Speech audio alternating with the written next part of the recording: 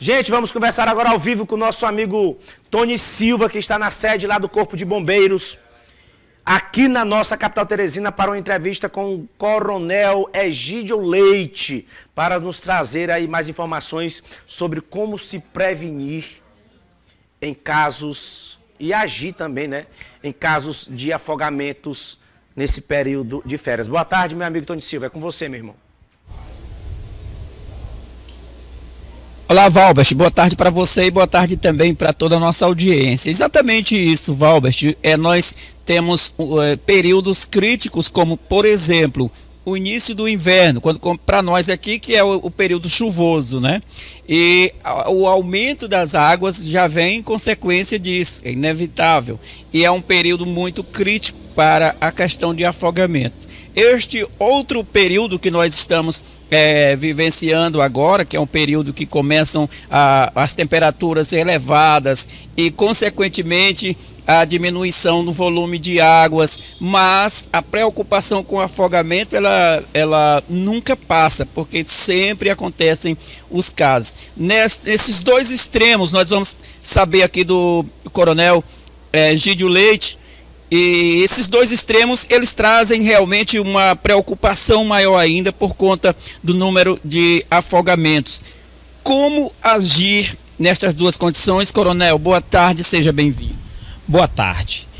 É preciso entender como funciona toda essa questão. Embora o afogamento seja uma constante ao longo do ano, por mais diversos motivos, mas nós temos picos no número de afogamentos, como já foi muito bem colocado por você.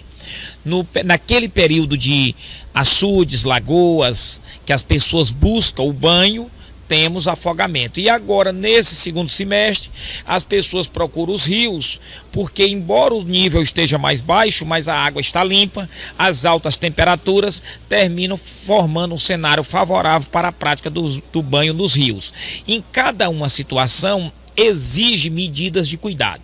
Piscina é uma coisa, lagos é uma outra situação, e este momento que passaremos a vivenciar dos rios, uma outra situação. Então, por que a gente diz isso? Porque neste momento dos rios, quem for utilizar para a prática do banho deve atentar para os canais, para as correntezas.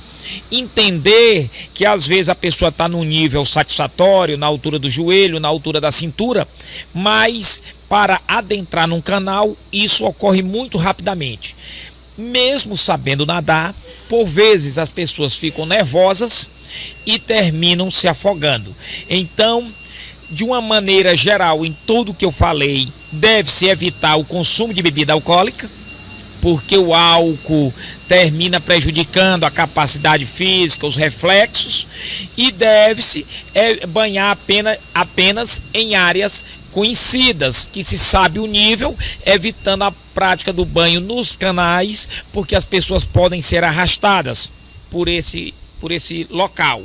E ainda sendo arrastado dentro de uma expressão que sempre se utiliza: não nadar contra a correnteza, procurar sair do canal nadando pela lateral para evitar um desgaste físico maior e, consequentemente, um afogamento.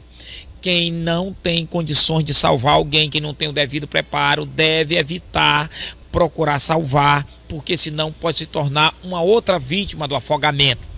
Nessas ocasiões, deve-se utilizar de outros recursos, uma boia, uma garrafa PET que ajude a flutuar, uma corda para retirar a pessoa, mas se não domina a técnica do salvamento, deve evitar, porque senão podemos ter aí mais um afogamento.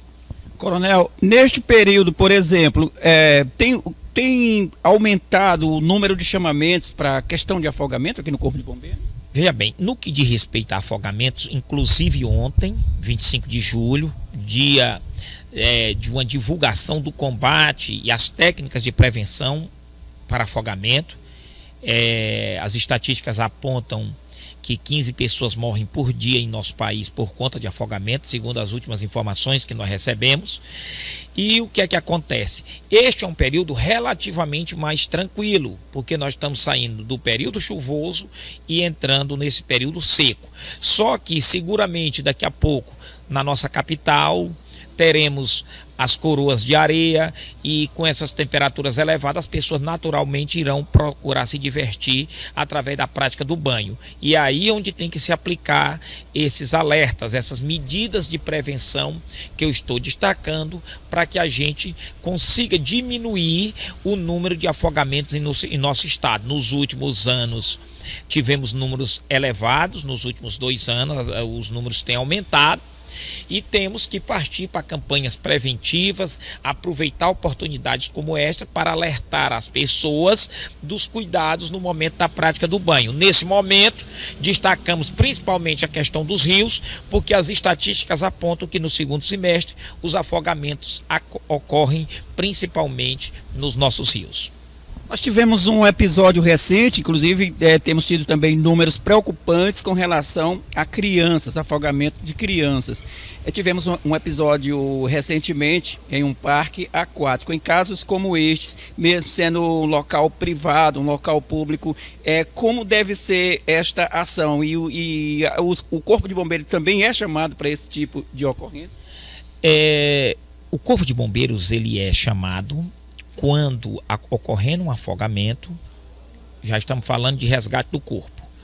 Claro que o Corpo de Bombeiro também pode desempenhar uma ação preventiva, como está desempenhando agora em nossas praias.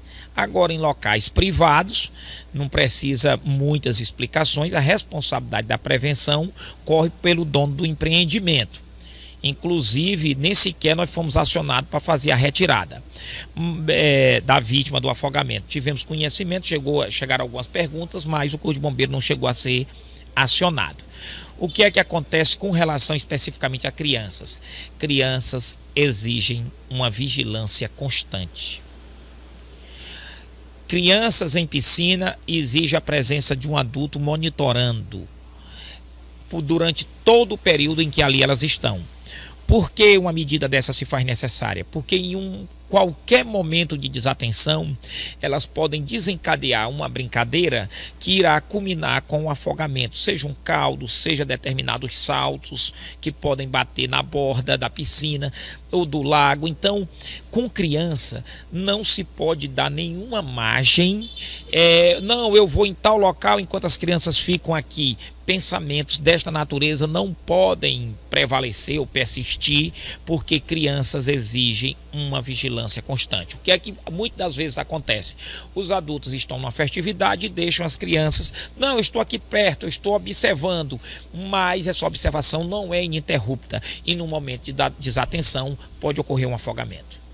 Tá certo, então é exatamente isso, até porque o afogamento é muito rápido, uma pessoa não precisa nem de 1 minuto na maioria dos casos para morrer afogada. É bem explicado aqui pelo Coronel Egídio Leite, e nós vamos agradecendo estas orientações. Para você que nos acompanha aí, deve ficar atento, porque é realmente um motivo de muita preocupação a questão de afogamentos aqui na nossa região. Aqui a capital, por exemplo, onde temos 2 rios, não é? E o período, como bem explicou o Coronel Egídio, é um período propício para que as pessoas procurem as águas, mas a atenção deve ser redobrada a todo instante. Eu volto com você nos estúdios, Valbert. Muito obrigado, meu amigo Tony Silva. E ele disse aí, bem no finalzinho aí, tem que redobrar as atenções. Rapaz, muito obrigado, Antônio. Um abraço aí para todos do Corpo de Bombeiros, viu?